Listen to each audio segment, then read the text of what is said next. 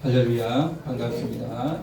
저는 화성 함께하는 교회에서 온 김영호 목사입니다. 오늘 말씀 같이 읽고 은혜 나누도록 하겠습니다. 하나님의 말씀은 마태복음 26장 27절입니다. 또 잔을 가지사 감사 기도하시고 그들에게 주시며 이르시되 너희가 다 이것을 마시라. 아멘. 너무나도 유명한 성찬에 관한 말씀이고, 그 성찬에 앞서서 예수님께서 감사 기도하고 있습니다. 우리는 이 말씀에 대해서 너무 잘 알고 있죠. 그러나 조금 더 깊숙이 생각하면 예수님이 왜 감사 기도하셨을까 하는 것입니다. 여러분, 감사가 무엇입니까? 우리가 누군가에게 도움을 받을 때에, 또 내 힘으로 감당할 수 없는 그러한 물질적인, 또 보이지 않는 여러 가지 도움과 혜택을 받을 때에 우리는 그 사람에게 감사한다라고 말하죠. 또 하나님께 대해서 감사하고, 그렇죠. 약한 자가, 부족한 자가 도움을 받고 공급받을 때에 감사하죠. 그러나 예수님은 누구에게 감사하겠습니까? 예수님은 오히려 도움을 주고 오히려 다른 사람들에게 감사를 받아야 될 분인데, 그런데 오늘 이 시간 보면 예수님이 감사기도 하고 있습니다. 이거 참 우리가 이해하기 쉽지 않은 부분이죠. 그런데 이 예수님의 감사는 어떤 감사입니까? 하나님께 대한 감사입니다. 예수님도 하나님이잖아요. 예수님도 하나님인데 예수님이 왜 감사해야 될까? 우리가 생각하면 또 우리 인간적인 생각으로는 납득하기 쉽지 않습니다. 그럼에도 불구하고 예수님은 이 땅에 하나님의 아들로 오셨죠. 하나님이시지만 그럼에도 불구하고 하나님의 아들이라고 하는 이름표를 달고 오신 거예요. 그렇게 오셔가지고 이제 하나님이 주신 사명을 감당하는 겁니다. 십자가를 지고 죽고 다시 부활하셔야 될 그 사명이 있단 말이죠. 이것은 결코 이제 쉽게 흘려버릴 수 있는 내용이 아닌 겁니다. 대단히 어렵고 고통스럽고 가장 비참한 과정을 겪어 가셔야 된다는 거죠. 이 일에 자신이 쓰임받고 하나님의 사명을 감당할 수 있다고 하는 것에 대해서 감사하고 있다고 하는 것입니다. 주님의 이 감사로 말미암아 우리가 잔과 떡을 먹게 되는 줄 믿습니다. 우리가 교회에서 이제 복음을 듣고 세례를 받게 되면 성찬에 참여하죠. 그래서 떡을 먹고 잔을 마십니다. 여러분, 수십 차례, 수백 차례 성찬에 참여해 보셔가지고 이 내용 너무나도 잘 알고 계실 것입니다. 그러나 오늘 이 말씀이 예수님이 감사했지만 이 감사는 예수님만 할 수 있는 감사가 아니라 우리들도 드려야 될 감사인 줄 믿습니다. 예수님은 자신이 쓰임받는 것에 대해서 하나님께 감사했다고 한다면 우리들은 주님이 주시는 떡과 잔을 먹고 마심에 대해서 오늘 이 시간 감사해야 될 줄 믿습니다. 오늘 우리가 27절을 읽었지만 26절에 보면 이렇게 말씀하십니다. 받아서 먹으라. 이것은 내 몸입니다. 예수님이 떡을 주시면서 받아 먹으라. 내 몸이다라고 했습니다. 떡이 무슨 몸이 되겠습니까? 또 잔을 주면서 내 피가 된다고 했는데 우리가 무슨 식인종입니까? 사람의 몸을 먹고 사람의 피를 마시는 식인종도 아니고 뭘 우리가 이런 것을 먹고 마시라고 합니까? 이 예수님의 말씀은 말 그대로 상징인 것이죠. 우리가 어떻게 예수님의 몸을 먹고 피를 마시겠습니까? 이것은 우리에게 그만큼 가르쳐 주시는 시사하는 바가 큰 상징적인 의미인 것이죠. 예수님의 몸이 뭐겠습니까? 그 예수님의 몸이 십자가에서 죽으셨단 말이죠. 그 예수님의 몸이 십자가에서 죽어주심으로 말미암아 우리가 그 예수님을 믿고 그 예수님 때문에 구원받고 우리가 새 생명을 얻고 하나님의 자녀가 되는 줄 믿습니다. 할렐루야. 뿐만 아니라 예수님의 피를 흘려주심으로 말미암아 그 피로 말미암아 우리가 날마다 죄를 씻고 날마다 새로워진단 말이죠. 그래서 그러한 믿음과 인식을 가지고 세례를 받았고 우리는 성찬에 늘 참여하고 있는 것입니다. 이건 누구나 다 알고 있는 내용이죠. 그런데 우리가요, 이 성찬의 의미가요, 하루하루 살아가면서 날마다 우리 삶 가운데 적용되고 나타나져야 될 줄 믿습니다. 정말 이게 중요하죠. 주님이 주셨다고 하는 이 떡은 우리가 가끔씩 교회에서 성찬식 할 때 교회들마다 약간 다르겠지만 1년에 한 2번 혹은 4번 여러 번 또 하겠죠. 그렇게 할 때마다 그러네 성찬에 참여하는 거야. 처음에 교회를 오신 분들은요 성찬에 참여하지 못하면 굉장히 먹고 싶죠. 그거 뭐 별거 아닌데 왜 누구는 먹게 하고 누구는 먹지 못하게 하느냐. 그래가지고 어떤 분들은요 아직 믿음이 없고 또 예수님 영접하지 않았으니 조금만 기다리셔야 했더니만 그 성찬을 안 준다고 그냥 교회를 안 나와버리더라고요. 그런 분들도 있어요. 그래서 참 이게 쉽지 않은데 어쨌든 그렇게 해서 먹는데 근데 먹고 나면 별거 아니다 말이죠. 그 뭐 조금 잔 조금 그 먹고 마시는 거 그리고 예수님이 우리를 위해서 죽었다 뭐 그 정도 알고 있는데 근데 이것이요 그때 한번 먹은 것으로 끝나는 것이 아니라 우리 삶에 적용되어져야 된다는 거죠. 우리 삶에 적용되는 겁니다. 그래서 우리가 인생을 살아가는 동안에 날마다 허기를 느끼고 날마다 고충을 느낄 때가 많이 있지 않습니까? 저도요 인생을 사는 동안 참 고달플 때가 많습니다. 가끔씩 이런 생각이 들어요. 내가 하루하루 살아가는 자체가 고난이다 그런 생각이 들어요. 밥을 먹을 때도 그렇고요. 또 어디 여행을 갈 때도 그래요. 얼마 전에도 어디를 좀 갔다 왔는데 사실 저는 그런데 놀러가고 여행 가는 거 별로 좋아하지 않아요. 근데 또 안 갈 수가 없단 말이죠. 또 가다 보면 뭐 간식도 이렇게 먹고 하죠. 저는 이렇게 간식 이렇게 자꾸 먹는 거 별로 안 좋아해요. 왜냐하면 제가 이가 별로 안 좋아요. 이가 별로 안 좋아가지고 그걸 먹고 나면 또 이게 소재를 해야 되고 또 냄새도 나고 또 굉장히 또 불편하기도 하고 또 조금 있으면 또 밥 먹을 건데 또 왜 먹나 싶기도 하고 이게 제가 좀 복잡해요. 다른 사람들은 좋아하는데 안 주면 서운하게 생각하는데 저는 오히려 주면 오히려 이게 좀 피곤해요. 이게. 그리고 또 어디 가서 뭐 구경을 하고 어디 하고 하는데 뭐 대충 갔다 오는 거죠. 근데 그런 데를 사람들이 좋아해요. 가는 거, 노는 것을. 그런데 별로 저는 그렇게 그래요. 또 밥 먹고 나면 이게 또 입도 소재도 해야 되고 굉장히 불편해요. 제가. 불편하고 또 어디를 갔다가 그냥 놀기만 하고 어디 구경만 하고 하면 저는 굉장히 허전해요. 오히려 차라리 내가 그 시간에 내가 하려고 했던 일들을 하는 것이 더 중요한데 그런 데 가서 시간 때우는 게 굉장히 저는 좀 별로 마음이 내키지가 않아요. 그리고 또 어떤 경우는 이런 때도 있어요. 내가 하고 싶지 않은데 뭔가 자꾸 일을 시킨단 말이죠. 그러면 별로 원치 않지만 또 해야 될 때가 있고요.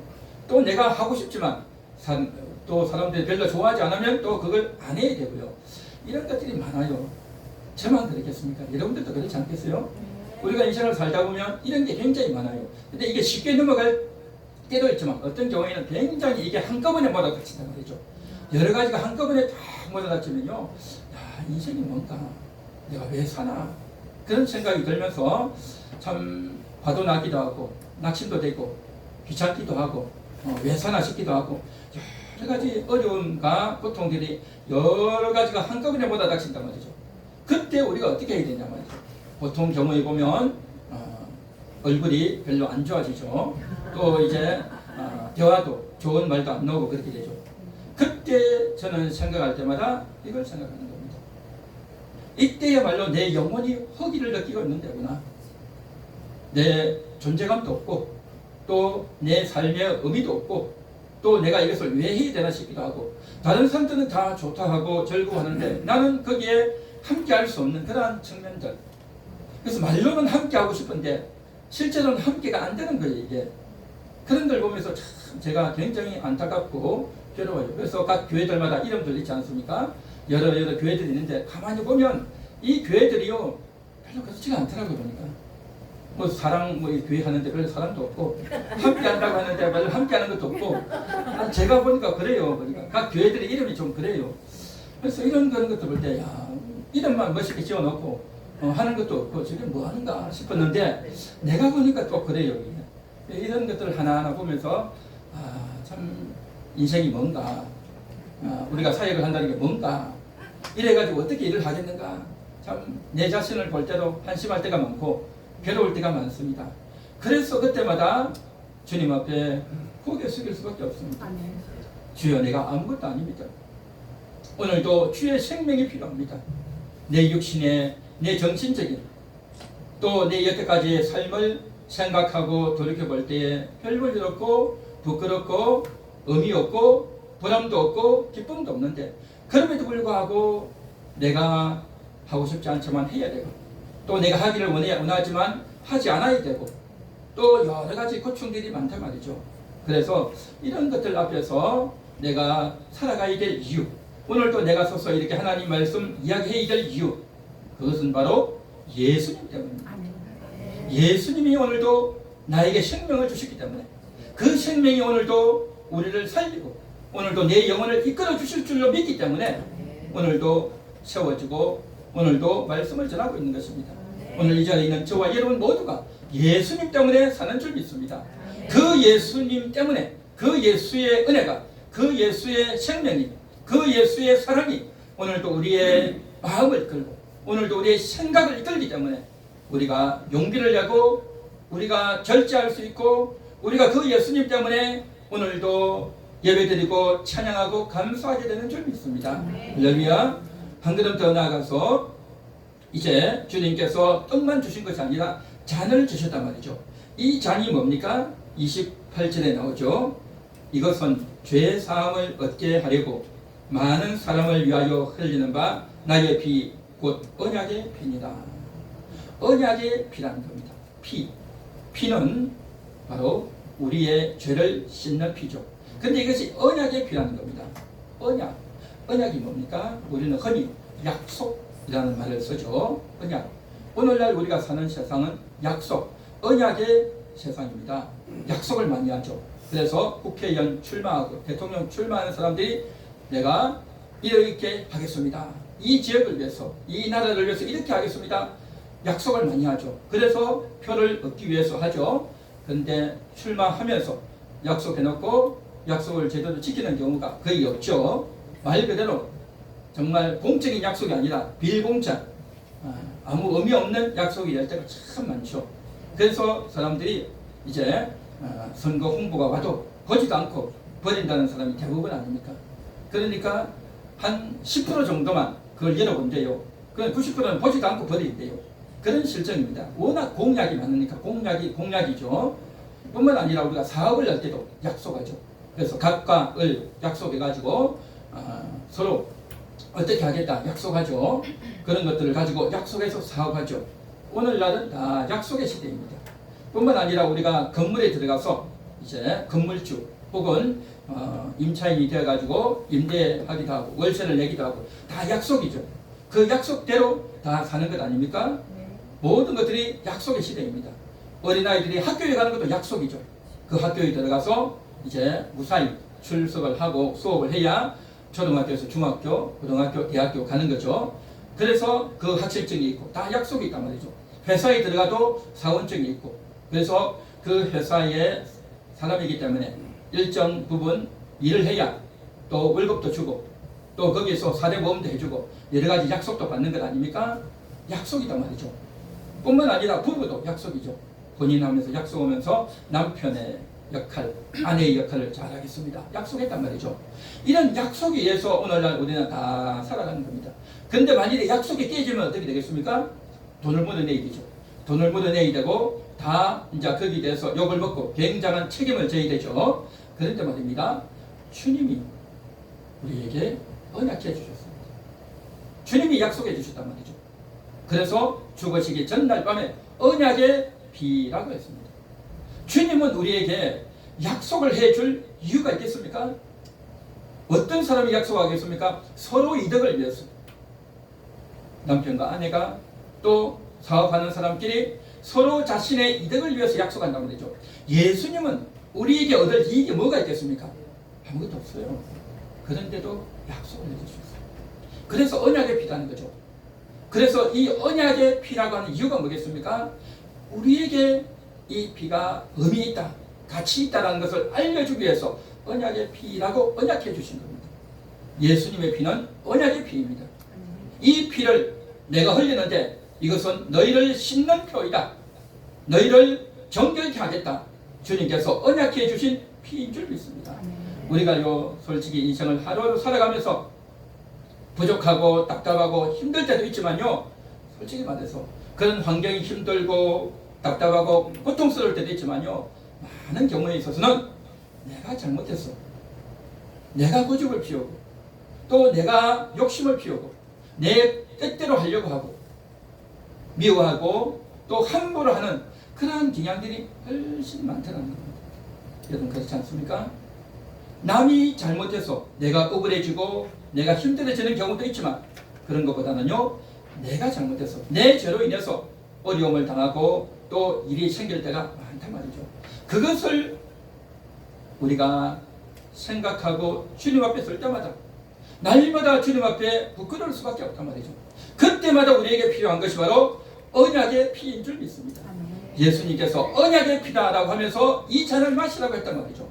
우리는 성찬을 먹고 마시면서 그냥 성찬식 했다. 우리 교회에서 성찬식 하니까 그냥 하는 거야 하고 별 생각 없이 할 경우가 많은데 우리는 결코 그래서는 안 된다는 겁니다.